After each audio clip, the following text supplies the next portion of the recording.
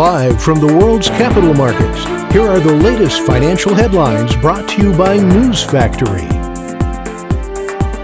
Hello and welcome to Tuesday's Daily Financial Digest.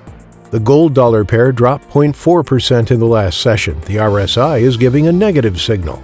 The euro dollar pair traded sideways in the last session. The MACD is giving a negative signal. The pound dollar pair traded sideways in the last session. According to the stochastic RSI, we are in an oversold market.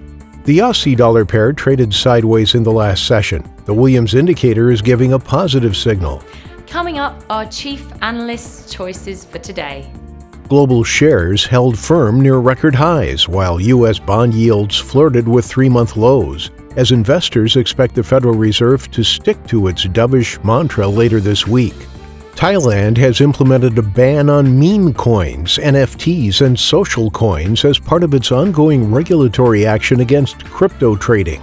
British telecoms group Vodafone has chosen Samsung Electronics to supply its 5G network equipment in Britain, a breakthrough for the South Korean company in Europe's telecoms gear market. Those were today's major economic events, and now moving on to world financial headlines.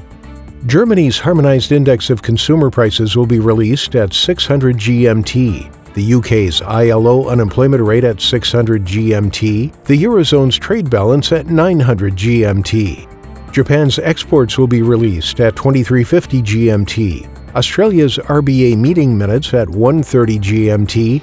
Japan's imports at 2350 GMT. We hope that you've enjoyed Tuesday's financial report.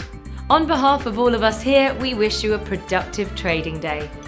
Be sure to join us tomorrow morning for the latest news and events from the financial markets.